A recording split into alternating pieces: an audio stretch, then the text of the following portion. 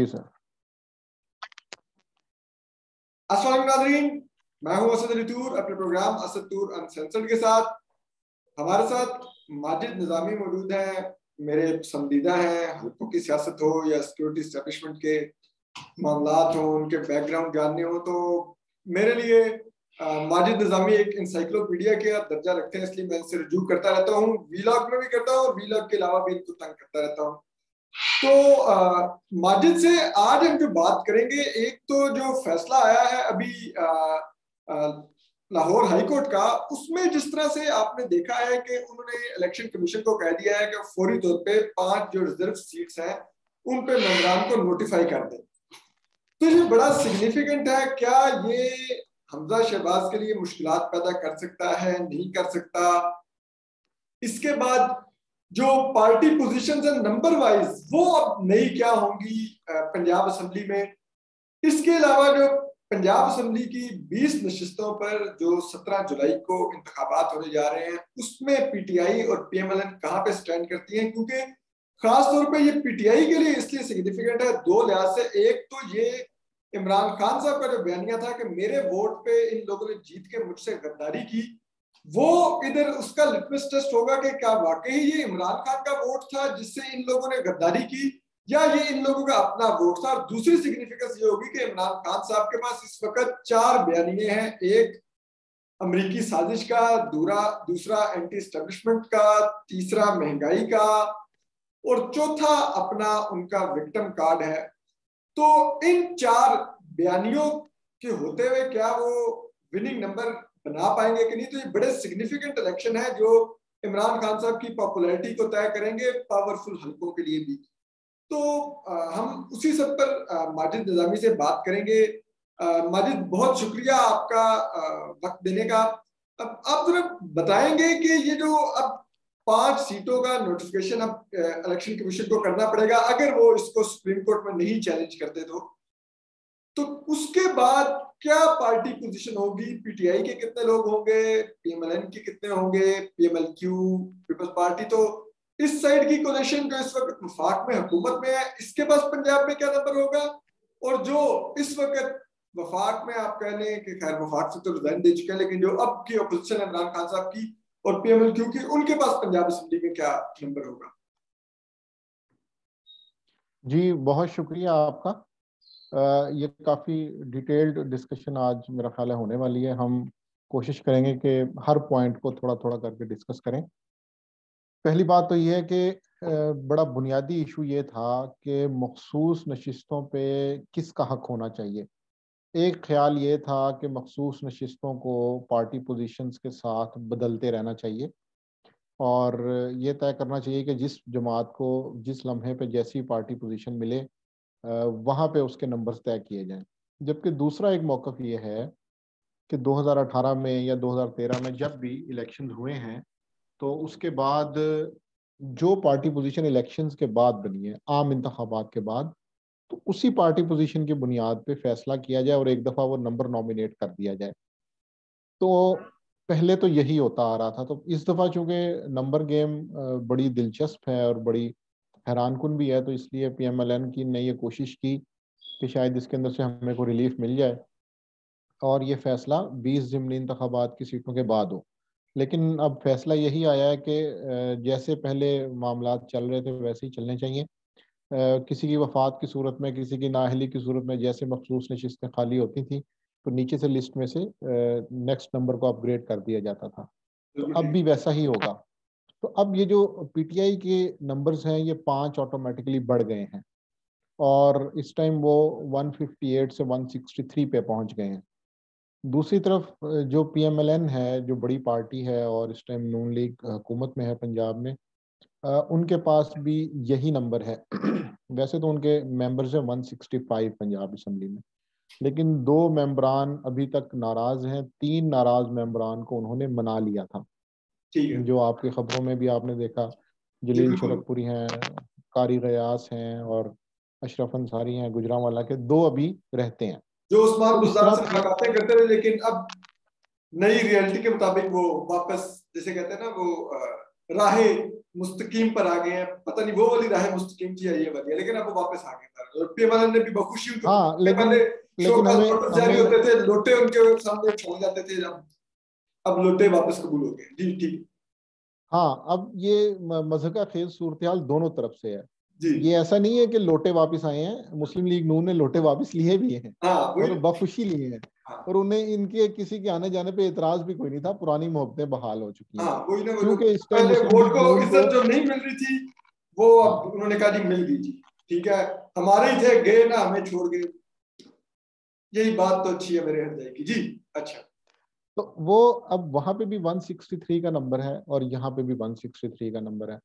अब इसमें इंटरेस्टिंग बात यह है कि दोनों के इत्तेहादियों को मिलाएं तो जो टोटल नंबर बनता है उसमें पीपल्स पार्टी के 7 हैं, 4 आज़ाद हैं और एक राहे हक पार्टी से हैं। तो इस तरह ये तकरीबन 175 का नंबर मुस्लिम लीग नून के पास इस टाइम है, ये जो आप कि उस वजह पे कह रहे हैं कि इन 4 आजाद और राय हक ने हमजा शहबाज साहब को वोट भी दिया हुआ है इलेक्शन में, सीएम जी के। बिल्कुल। और उन 4 में से एक आज़ाद रुकन बिलाल बड़ाइच को काबीना का हलफ भी उठवा दिया गया और वो इस टाइम सूबाई वजीर हैं। तो बिल्कुल इसलिए ये इम्कान जाहिर किया जा रहा है कि वो अपनी वफादारियां तब्दील नहीं करेंगे।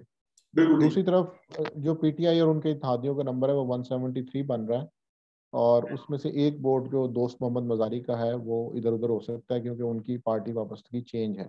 अब यहाँ पे एक और खदशा भी जाहिर ये किया जा रहा है कि चूंकि चौधरी बरादरान में इख्तलाफात हो गए हैं तो हो सकता है पंजाब की किसी भी बैटल ग्राउंड के अंदर मुस्लिम लीग काफ पंजाब के एमपीएस भी डिवाइड हो जाएं।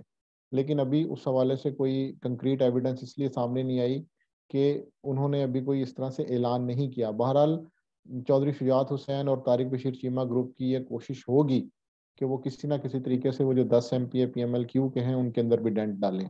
ठीक सो है। अभी जो 20 हलके हैं वो ये तय करेंगे कि अक्सरियत किसके पास रहेगी।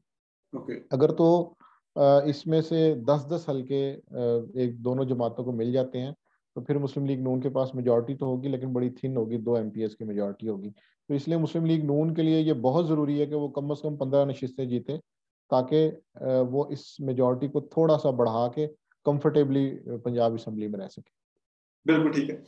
अच्छा, अब माजिद आपने एक्सप्लेन कर दिया कि क्या नंबर होगा। अगर अभी फौरी सीएम का इलेक्शन दोबारा कॉल हो भी, तो इस वक्त वो 186 वाली मेजॉरिटी नहीं चाहिए।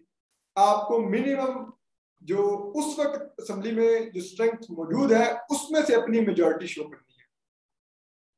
तो वो इस वक्त हमजा शहबाज के पास मौजूद है, बावजूद इसके कि ये नए 5 लोग आ रहे हैं। अनटिल अनलेस के पीटीआई भारी तादाद में इन 20 में से अपनी नशिस्तें रिटेन कर दे और फिर उसका नंबर बढ़ जाए और वो हमजा शहबाज साहब का सीएम का कम से कम इस साल का ख्वाब चकना शुरू हो जाए। अच्छा, अब क्योंकि उन 20 नशिस्तों की बात हो रही है जिन पर इलेक्शन होने जा रहे हैं, जी आप कुछ कहते हैं? जी अच्छा, इसमें मैं एक चीज़ ऐड ये करना चाहूँगा कि यहाँ पे दोनों जमातों की तरफ से बुलंदोबान दावे तो किए जा रहे हैं लेकिन हकीकत यह है कि दोनों इस टाइम बैकफुट पे हैं और वो ये समझती हैं कि हम में से कोई भी ना तो तहरीक इंसाफ ही पोजीशन लेने के हक में है और ना मुस्लिम लीग नून कि जी हम सीएम पंजाब के इलेक्शन के अंदर किसी चीज़ को दोबारा करें या दोबारा इलेक्शन अनाउंस करें या एतमाद की बात करें या ना करें या अदम एतमाद लेके आए, क्योंकि दोनों के पास एक आध एमपीए का फर्क है।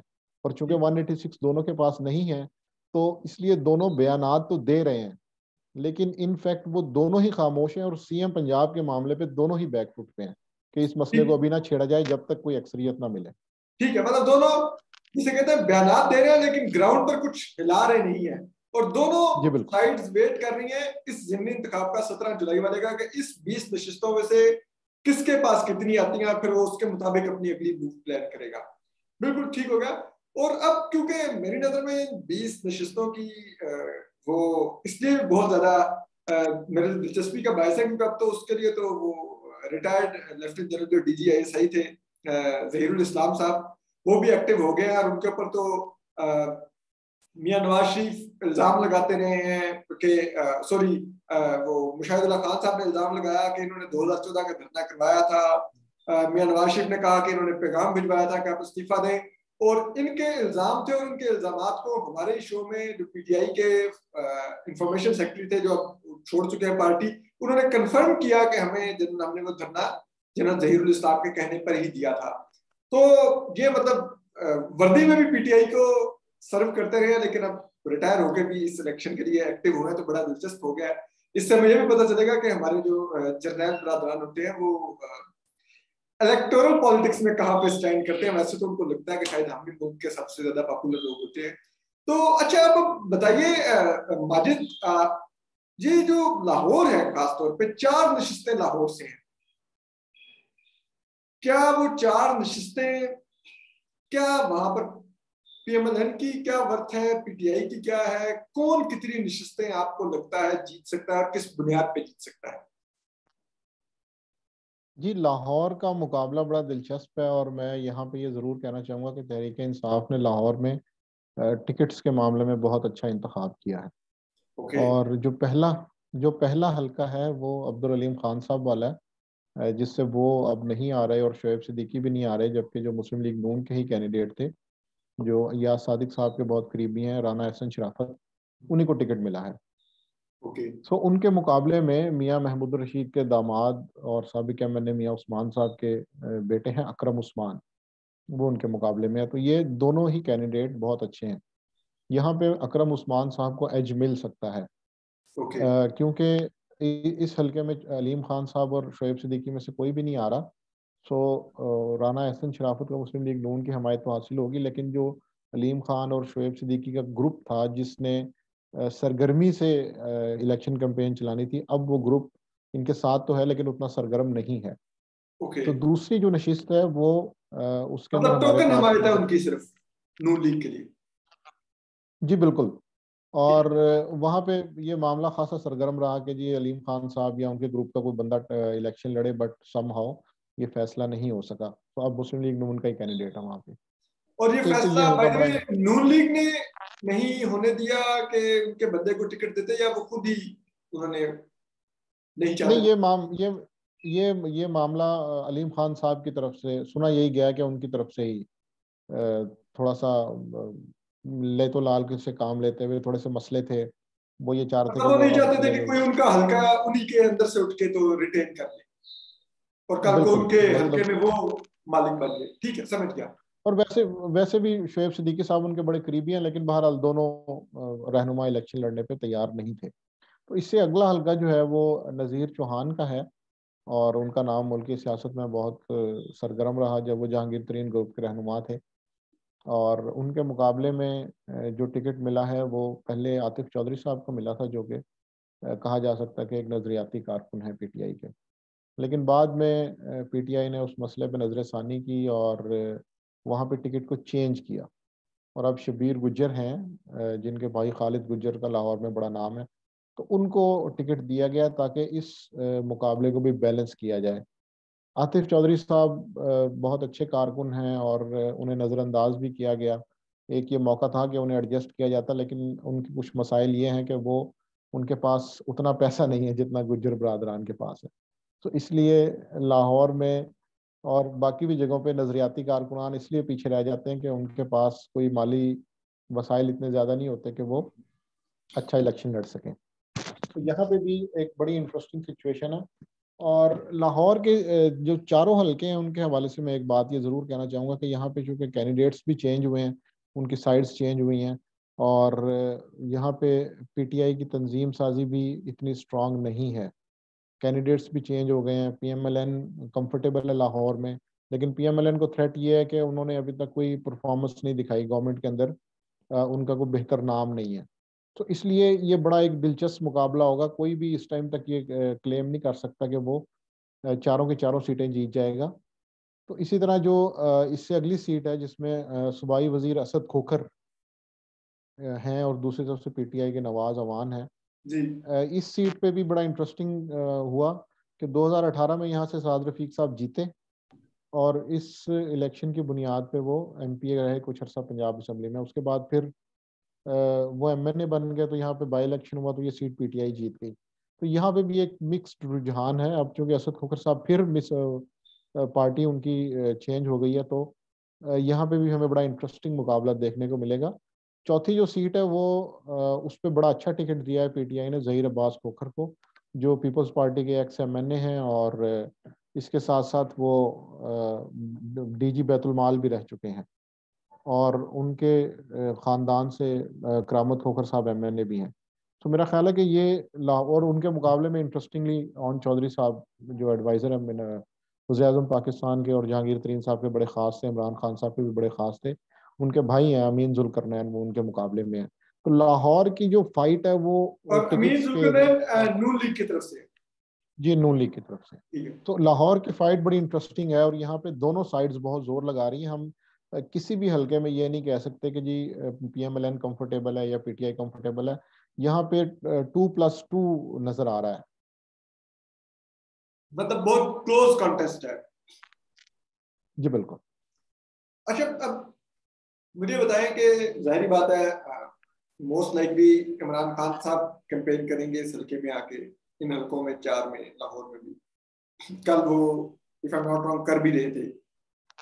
नून की तरफ से मोस्ट लाइकली फिर मरीम नवाज ही उतारी जाएंगी मैदान में, और हमजा शहबाज जो शुरू से वो हल्कों की सियासत को देखते हैं और तंजीमी ढांचा उनके हाथ में होता है, तो क्या इनमें से कौन भारी साबित हो सकता है? इमरान खान साहब का कैंपेन करना, या इधर से मरीम नवाज का कैंपेन करना, और हमजा शहबाज का तंजीमी मामला को देखना? और अब तो क्योंकि शहर की और सूबे के एडमिनिस्ट्रेशन भी उनके हाथ में है, तो वो भी उनको एज है, तो इसका एडवांटेज किसको हो सकता है?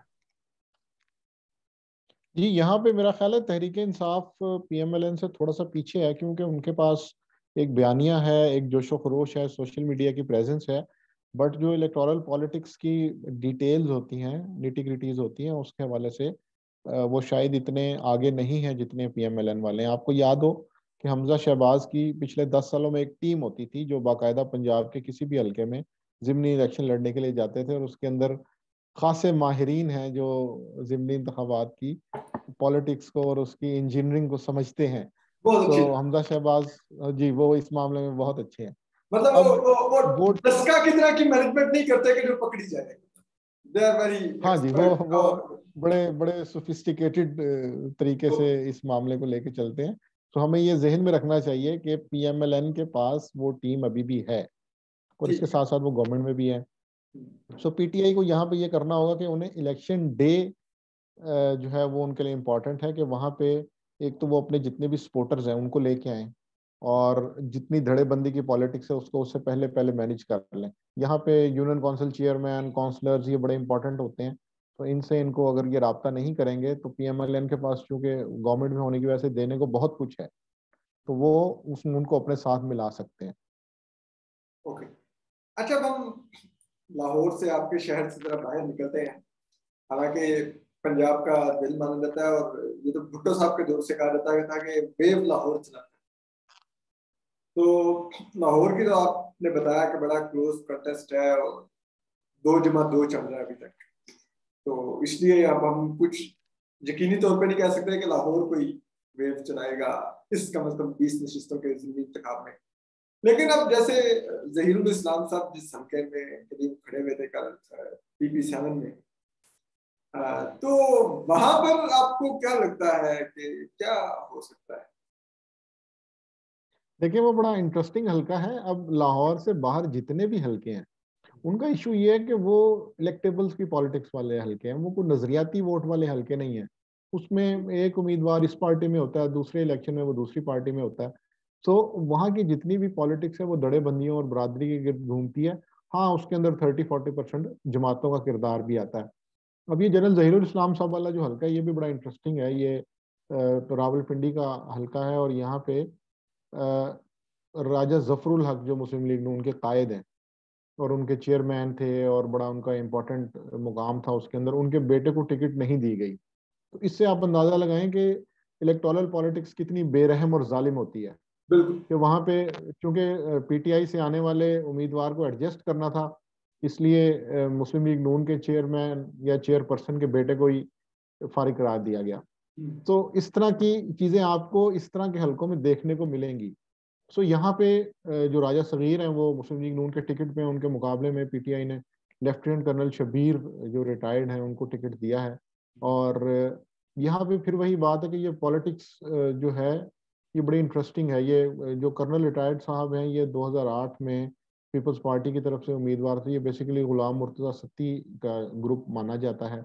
ओके। सो यहाँ पे चूंकि दोनों साइड्स चेंज हुई हैं कैंडिडेट्स की, तो इसलिए जहीरुल इस्लाम साहब ने यह सोचा कि वो अब पीटीआई के उम्मीदवार के पलड़े में अपना वजन भी डालें, और उन्होंने अपने आबाई इलाके के अंदर एक जलसे का एहतमाम भी किया।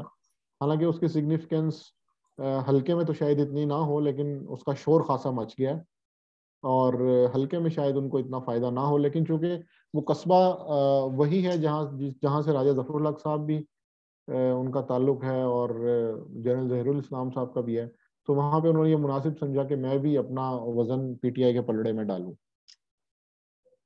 लेकिन आपको लगता क्या है कि वो कर्नल साहब 2008 में भी सिर्फ उम्मीदवार ही रहे थे, जीत नहीं सके थे, तो इस दफा जीत जाएंगे? नहीं नहीं, वो 2008 में पीपीपी के एमपीए थे जी। अच्छा, एमपीए एक थे। इलेक्शन उन्होंने जीता हुआ है, वो इसीलिए इनकी टिकट चेंज की गई है। उन्होंने एक इलेक्शन जीता हुआ है, तो इसलिए उनको वहां से कैंडिडेट के तौर पे लाया जा रहा है। ठीक है।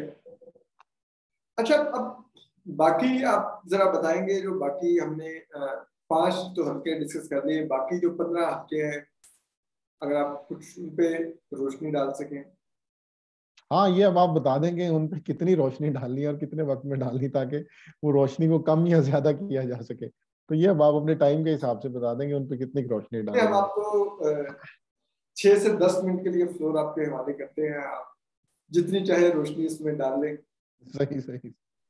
अच्छा जी, ये इसमें जो इसके बाद खुशाब का हल्का है, यहाँ से यहाँ पे फिर आपको ये सारे पूरे पंजाब में ही आपको नजर आएगा कि इस जमात वाले इस जमात में चले गए, इधर वाले इधर चले गए, जो नाराज है वो इंडिपेंडेंट खड़ा हो गया। तो एक दफा तो आवाम को ये समझने में मुश्किल होती है कि कौन पहले किधर था और अब किधर है। हाँ, तो ये एक चीज आपको ये इसमें हर हल्के में आपको मिलेगी। तो बिल्कुल। खुशाब में भी ऐसा ही है कि यहाँ से पीएमएलएन के एक्स मिनिस्टर आसिफ भा जो है उनको टिकट दिया गया था। वो 18 में हार गए थे, 13 से 18 तक वो मिनिस्टर रहे हैं। अब उनको पीएमएलएन ने टिकट नहीं दिया, क्योंकि उन्होंने पीटीआई से आने वाले एमपीए को एडजस्ट करना था। ठीक है। सो यहाँ पे ये हुआ कि वो खुद भी खड़े हो गए, आसिफ भा साहब, और पीटीआई के मुनहरिफ डी सीट होने वाले रुकन को पीएमएलएन ने टिकट भी दे दिया, जो कि संगा बरादरी से हैं। 2 उम्मीदवार तो ये हो गए। पीटीआई ने अपना टिकट दे दिया जो वहां के एमएनए हैं उनके छोटे भाई को। अब खुशाब के अंदर 3 वे फाइट है, जिस तरह 2018 में वहां पे 3 वे फाइट हुई थी। जो इंडिपेंडेंट कैंडिडेट है वो पीटीआई और पीएमएलएन दोनों के कैंडिडेट्स को हरा के जीता था। तो 2018 में भी 3 वे फाइट थी, और अब इस टाइम भी 3 वे फाइट हो गई है। और कुछ लोग ये भी कह रहे हैं कि इस हलके में हो सकता है कि ये पीएमएलएन वर्सेस पीएमएलएन ही बन जाए, क्योंकि वो जितनी कैंपेन वो दोनों ग्रुप कर रहे हैं, और वो जो आसिफ भा का ग्रुप है, वो इस चीज पे तैयार नहीं है अभी तक कि जी वो विड्रॉ कर जाएं या बैठ जाएं। तो वहां की तो ये 3 वे फाइट चल रही है। तो खुशाब इसलिए पीएमएलएन वर्सेस पीएमएलएन में होगी, तो क्या पीटीआई को एज नहीं होगा वहां पे कुछ? अच्छा, ये बड़ा इंटरेस्टिंग पॉइंट है। ये एज सिर्फ उस उम्मीदवार को होता है जिमनी इलेक्शन में जो अपनी पर्सनल एफर्ट से इलेक्शन डे पे अपने सपोर्टर्स को निकाल के पोलिंग स्टेशन तक ले आए।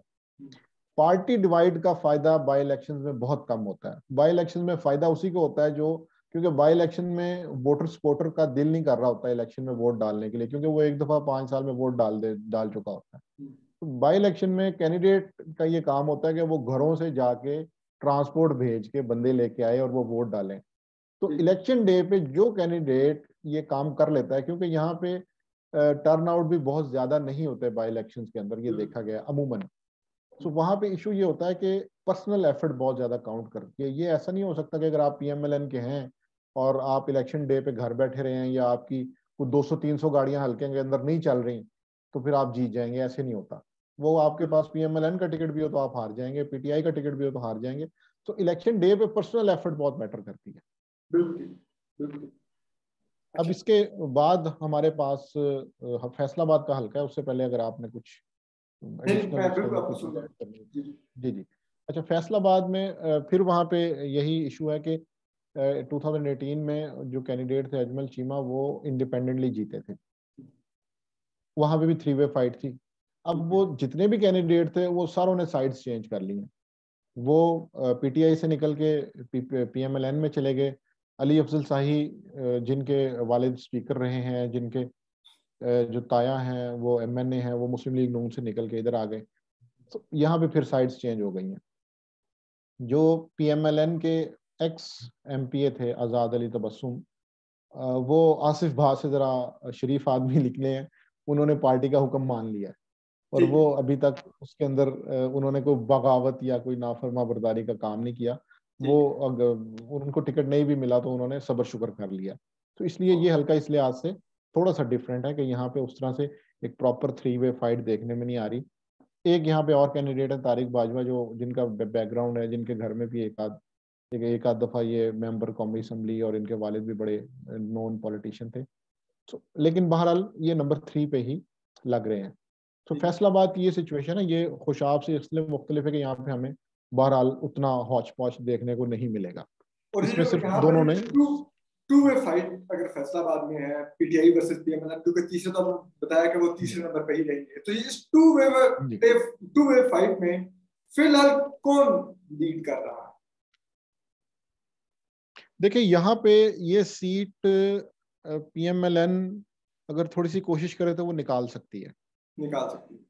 ये बात दुरुस्त है कि PTI ने बड़ा अच्छा टिकट दिया है यहाँ पे अली अफजल शाही को, लेकिन बहरहाल फिर भी फैसलाबाद की सिचुएशन को देखते हुए ये सीट PMLN निकाल सकती है। ओके, अच्छा, अब इससे अगर हम आगे आ जाए बाकी अब यहाँ पे हमारे पास एक आपको फिर इंटरेस्टिंग हल्का है जी, भक्खर का। भक्खर में क्या हुआ जी कि सईद अकबर नवानी साहब PMLN की टिकट से आ गए हैं और उनके मुकाबले में जो इरफान न्याजी हैं वो PTI की टिकट से आ गए हैं। अब इरफान न्याजी साहब कौन है? वो 3 हफ्ते पहले तक PMLN भक्खर के जनरल सेक्रेटरी थे। ठीक है। सो अब यहाँ पे भी देखेंगे PMLN वाला PTI में चला गया, PTI वाला PMLN में आ गया। ठीक है। सो अब उनके जो हामी हैं वो एक दफा जरूर सोचते हैं कि ये क्या हो रहा है, कि अब हमने किस धड़े में जाना है। तो मैं सुनते हुए इतना कंफ्यूज हो रहा हूँ, तो जो वोटर होगा वो बेचारा क्या सोचता होगा। तो वो ये मैंने आपको बताया, आपको पंजाब के हर कॉन्स्टिट्यूंसी में स्पेशली बाय इलेक्शंस में ये आपको नजर आता है, क्योंकि वो मामला भी तो D सीट होने वाला है ना, जिन्होंने पार्टी से ऑलरेडी किया है, तो उनको D सीट होने वालों को प्रोटोकॉल देना वैसे भी बनता है। तो निवानी ग्रुप वैसे भी बड़ा असर रसूख वाला है और ये इनका 2 नस्लों से बखर की सियासत में है। जी के घर पे वो कुछ हमला भी हुआ था। बिल्कुल बिल्कुल। तो ये अभी ये निवानी साहब के बारे में मैं आपको ये बताना चाहूंगा कि 2008 में इनकी सीट से शहबाज शरीफ 5 साल के लिए CM पंजाब रहे थे। इन्होंने उनको अपनी सीट से लड़वा के तो इलेक्शन में भेजा था। उन्होंने कहा था जी मैं खुद नहीं लड़ता, यहाँ से शहबाज शरीफ साहब लड़ेंगे। तो ये यहाँ के इन्फ्लुएंशियल काउंट किए जाते हैं। तो यहाँ पे भी हमें लग रहा है कि नवानीज की पोजीशन थोड़ी सी बेहतर है। अब इसके बाद हमारे पास मोस्ट लाइकली नून लीग जी। अब हमारे पास झंग की दो सीटें हमारे पास, और यहाँ पे भी इलेक्टेबल्स की पॉलिटिक्स है। एक में फैसल जबवाना है जो कि इंडिपेंडेंट कामयाब हुए थे और उसके बाद फिर वो PTI में आ गए। उनके मुकाबले में मियाँ आजम चीला हैं और इनके वालिद अकरम चीला भी 93 में MP रहे। ये खुद भी 2 दफ़ा MP रह चुके हैं। इसी तरह फैसल जबवाना खुद भी MP रहे, इनके वालिद भी MP रहे। सो ये वहाँ के प्योर इंडिपेंडेंट्स का इलेक्टेबल्स का ग्रुप है और इनके अंदर बड़ी टफ फाइट देखने को मिल रही है, क्योंकि जिस इलेक्शन में जबवानाज जीत जाएं, चीला हार जाते हैं, मतलब यहाँ पे ये 2 ही ग्रुप आपको नजर आएंगे। इसी तरह फिर जो झंग का दूसरा हल्का है जिसमें भरवाना एक दूसरे के आमने सामने है, और यहाँ पे भी अब जो कैंडिडेट हैं, जो PTI के कैंडिडेट है नवाज भरवाना, उन्होंने 2018 का इलेक्शन लड़ा था। उसके बाद फिर वो इसी साल के शुरू में मायूस हो गए, मुस्लिम लीग काफ में चले गए, लेकिन फिर उनको वापस लाया गया और उनको टिकट दिया गया। वो भी 4 दफ़ा MP रह चुके हैं, जो 85 से 97 के दरमियान जो असम्बलीज थी उनके अंदर। तो इसी तरह दूसरी तरफ जो असलम भरवाना है, उनकी भी इलेक्टोरल पॉलिटिक्स की बड़ी हिस्ट्री है और वो भी इस सारे मामले को जानते हैं, और वो भी 93 और उससे पहले भी और उसके बाद में भी वो MP रहे हैं। सो यहाँ पे जो भरवानाज की जो इंटरनल कॉन्फ्लिक्ट है उसका फ़ायदा उठाया जाएगा, और देखने में यही आ रहा है कि यहाँ पे प्योर इलेक्टेबल्स की पॉलिटिक्स है। हर यूनियन काउंसिल के अंदर वर्किंग की जा रही है, धड़ों को अपने साथ मिलाया जा रहा है, नंबरदारों की मीटिंग्स हो रही हैं। तो ये सारी चीज़ें आपको यहाँ पे देखने में मिल सकती है। तो ये जंग के दोनों हल्के जो हैं, यहाँ पे भी हम ये नहीं कह सकते कि 1 वे फाइट चल रही है या किसी का एज बहुत ज़्यादा है।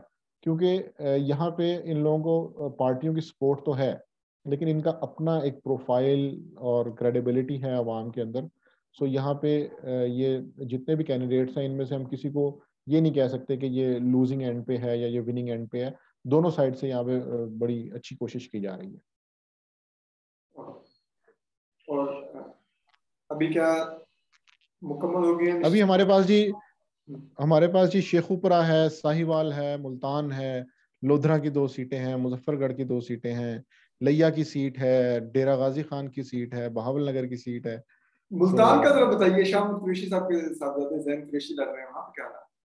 जी बिल्कुल, ये मेरा ख्याल है मुल्तान का जो इलेक्शन है ये जातियात की तरफ आ गया। ये पर्सनल एजेंडाज हैं जिनको सेटल करने की कोशिश की जा रही है, क्योंकि जो जख्म शाह महमूद कुरैशी को लगा है 2018 में, उस वो जिसको कहते हैं ना कि इस खला को सदियों तक पूर्ण नहीं किया जा सकता। तो मेरा ख्याल है कि उस जख्म की बदला या उसकी भरपाई के लिए ये जरूरी है कि वहां पे ऐसा कैंडिडेट लिया जाए कि जो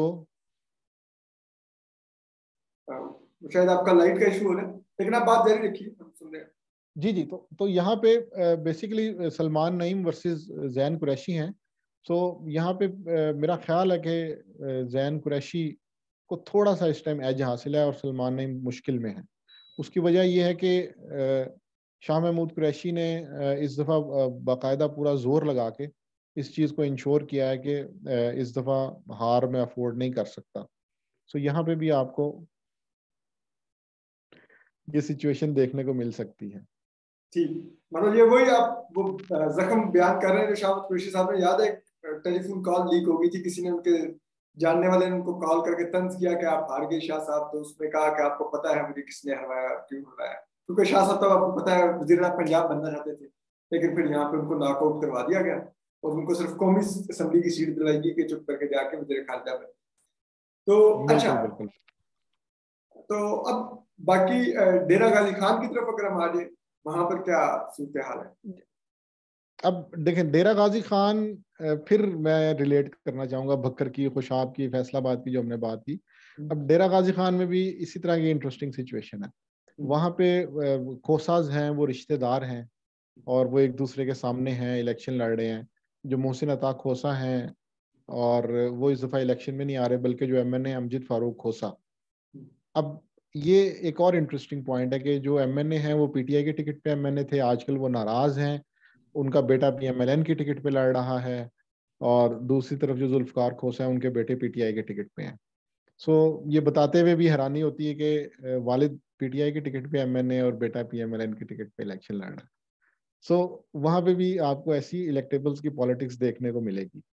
जीतने का सैफुद्दीन खोसा, जी इसमें सैफुद्दीन खोसा, ये सीट पीटीआई की तरफ से जिन सीटों को लाइकली देखा जा रहा है कि वो विन कर सकते हैं, तो उसमें से सैफुद्दीन खोसा वाली सीट को भी शुमार किया जा रहा है। इसके साथ साथ जो मुजफ्फरगढ़ की 2 सीटें हैं, जतोई फैमिली जहां से कंटेस्ट कर रही है, ये इन सीट्स को भी देखा जा रहा है कि यहाँ पे आपको अच्छा मुकाबला मिलेगा, और पीटीआई के कैंडिडेट्स यहाँ पे बहुत अच्छे हैं और वो ये मैनेज करेंगे समहाउ कि वो यहाँ से अपनी कामयाबी को यकीनी बना सकें। सो ये डेरा गाजी खान, नून लीग की तरफ से लड़ रही है, पीटीआई की तरफ से? जी जतोई जो है वो पीटीआई की तरफ से लड़ रहे हैं। जी नून लीग ने तो उन्हीं को टिकट दिया है जो डी सीट हुए थे 2 लोग, ठीक है। और उनमें जो एमएनए हैं उनकी वालदा हैं जो बुजुर्ग खातून है, लेकिन अभी वो इलेक्शन नहीं लड़ी।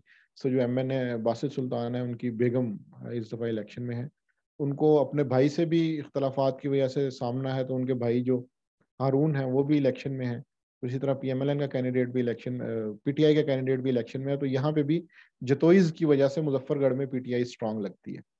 अच्छा अच्छा, हमारे पास बिल्कुल 2 मिनट रह गए हैं इस मीटिंग के एंड होने में। तो अगर आप अब वैसे ओवरऑल बता सकें कि 20 नशिस्तों में से आपकी जो रीडिंग है, जो आपने रिसर्च की है हकों के ऊपर, सारा बरादरियों का आपको पता है कौन किधर गया है क्या है, उसकी बुनियाद पे आपको क्या लगता है कितने 20 नशिस्तों में से कितने हल्के पीएमएलएन के जीतने का इम्कान है, कितने पीटीआई के जीतने का इम्कान है, अगर कोई आपका एस्टिमेट हो? जी ये अभी अभी तक की सूरत हाल को सामने रखते हुए जो कैलकुलेशन है, उसमें मेजॉरिटी PMLN के पास है। तकरीबन 12-13 सीट्स जो हैं वहां पे ऐसे लगता है कि PMLN आगे है, जबकि PTI के पास ऑप्शन है कि वो 6 से 9 सीट्स के ऊपर कंफर्टेबली परफॉर्म करके विन कर सकती है। तो यहाँ पे अभी 60-40 चल रहा है, लेकिन मेरा ये ख्याल है कि जैसे जैसे वक्त गुजरेगा तो PMLN ये कोशिश करेगी कि ये 70-30 हो जाए। ओके, क्योंकि वो आज के 15 फैसले सीटें के कम बाद, से कम रिटेन कर लें। हाँ, जी। क्योंकि आज के फैसले के बाद अगर वो उनके पास 15 सीट्स नहीं होंगी तो उनकी पार्टी एक दफा फिर मुश्किल में आ सकती है। तो वो कोशिश ये करेंगे कि ये इक्वेशन 60-40 से 70-30 की तरफ चली जाए। बिल्कुल ठीक है। ये जो माजिद ने बताया कि आज के दिन तक, तो उसकी वजह यह है कि डेली वहां पर बिरादरियां टूट रही होती हैं, लोग इधर से उधर हो रहे होते हैं, ताजिर था, फलाना था, इधर।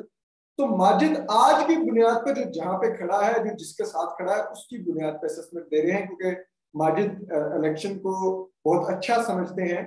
तो वो आज की बुनियाद पे, अब कल को अगर इसमें कुछ तब्दीली हो रही होगी तो फिर जाहिर बात है माजिद का भी जो एस्टिमेट होगा वो अपग्रेड हो रहा होगा उसके लिहाज से।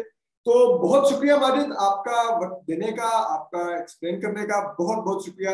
अपना ख्याल रखिए, सलामत रहिए।